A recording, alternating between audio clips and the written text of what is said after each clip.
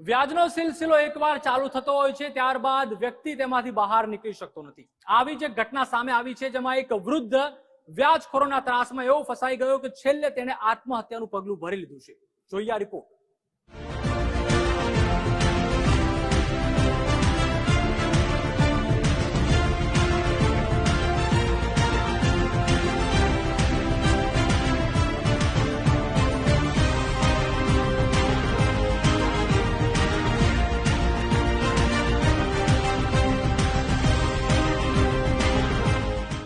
રાવિલા, 9 finance, luxurious office, સેલિબ્રિટીની જેમ બાઉન્સરો સાથે entry.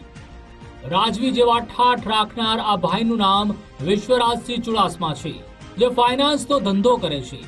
લોકોને વ્યાજે રૂપિયા આપે છે અને એ પછી ફસાવે છે વ્યાજના વિષચક્રમાં। આવી જ રીતે એક સિનિયર સિટીઝન ફસાયા। 3 મહિના પહેલા તેમને ત્યાં બોર્ડ મારી દીધેલું ગુરુકૃપા ફાર્મ। આ વાડીની માલિકી વિશ્વરાજસિંહ બળવંતસિંહ ચુડાસમાની માલિકીની છે।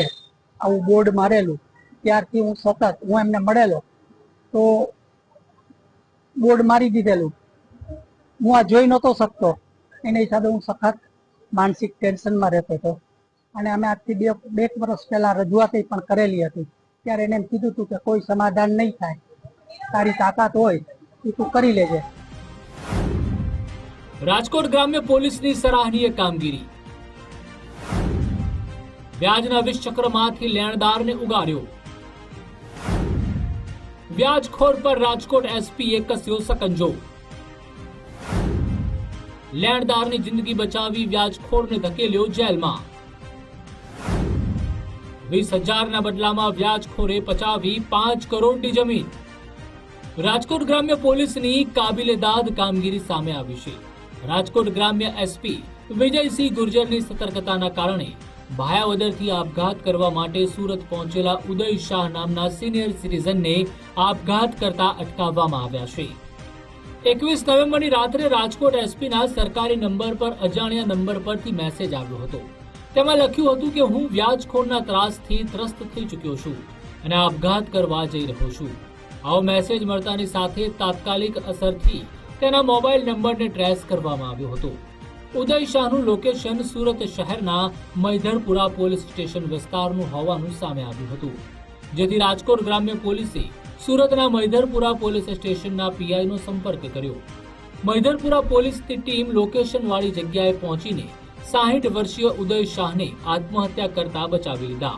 ત્યારબાદ તેમની પૂછપરછ કરતા જાણવા મળ્યું કે ભાયાવદરના વિશ્વરાજસિંહ ચુડાસમા પાસેથી તેમણે વર્ષ 2000માં 2,10,000% માસિક વ્યાજે લીધા હતા। તેની સામે તેમણે 5,80,000 રૂપિયા જેટલી રકમ પણ ચૂકવી હતી। તેમ છતાં વિશ્વરાજસિંહે 10 લાખ રૂપિયાની માંગણી કરી હતી। ત્યારબાદ ઉદયભાઈની 18 વીઘા ખેતીલાયક જમીન પચાવી પાડી હતી। પોતાની માલિકીના નામનું બોર્ડ લગાવી દીધું હતું। જ્યારે ફરિયાદીએ તેને આમ ન કરવા કહ્યું તો જે થાય તે કરી લેવાની ધમકી આપી હતી। આ બાબત રાજકોટ એસપીના ધ્યાનમાં આવતા ગણતરીના જ કલાકોમાં વ્યાજખોર વિશ્વરાજની ધરપકડ કરવામાં આવી છે। વ્યાજખોરે પચાવી પાડેલી 18 વીઘા જમીન પણ પરત અપાવવા માટે કવાયત હાથ ધરી છે।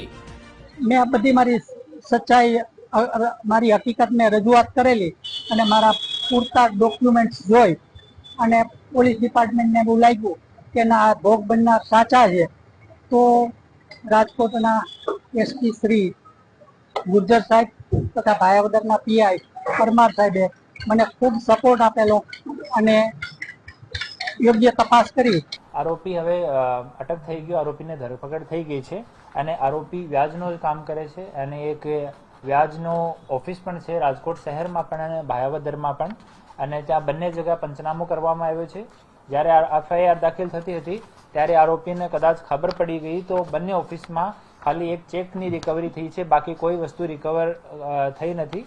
આમાં બંને ઓફિસને જોતા એવું લાગે છે કે તમામ વસ્તુ ત્યાંથી રિમૂવ કરી દીધી હોય, તો બંને ઓફિસમાં કંઈ નહીં મળ્યો। અને બીજું જો હથિયાર વિષયમાં વાત કરી હતી તો આરોપી પ્રારંભિક પૂછતાછમાં એવો જણાવેલ છે કે એના એક મિત્રના ફાધરના નામનું હથિયાર છે, वो હથિયાર આરોપી લઈને ગયો હતો જ્યારે ફરિયાદીને ધમકી આપી હતી। તો આ મિત્રને એના ફાધરને અમે લોકો નોટિસ મોકલ્યો છે અને જેને સંડોવણી રહેશે તો એના વિરુદ્ધમાં પણ કાયદેસર કાર્યવાહી કરવામાં આવશે। વ્યાજખોર ધરાવે છે ગુનાહિત ભૂતકાળ. લોકોના વ્યાજના રૂપિયે મોંઘી દાટ ગાડીઓમાં ફરનાર, આલિશાન બંગલામાં રહેનાર અને લક્ઝુરિયસ જિંદગી જીવનાર વિશ્વરાજ વિરુદ્ધ આ પહેલો ગુનો નથી નોંધાયો. અગાઉ તેની વિરુદ્ધ 3 ગુના દાખલ થયા હોવાનું તપાસમાં બહાર આવ્યું છે. લોકોને વ્યાજે રૂપિયા આપી તેમની જિંદગી દોજક બનાવનાર વિશ્વરાજને જેલ ભેગો કરી પોલીસે કાયદાનું ભાન કરાવ્યું છે. ફરિયાદી સિવાય અન્ય કેટલા લોકોને આરોપીએ વ્યાજના ખપ્પરમાં ફસાવ્યા છે તે દિશામાં તપાસ તેજ કરાઈ છે. રહીમ લાખાણી, ગુજરાત ફર્સ્ટ, રાજકોટ.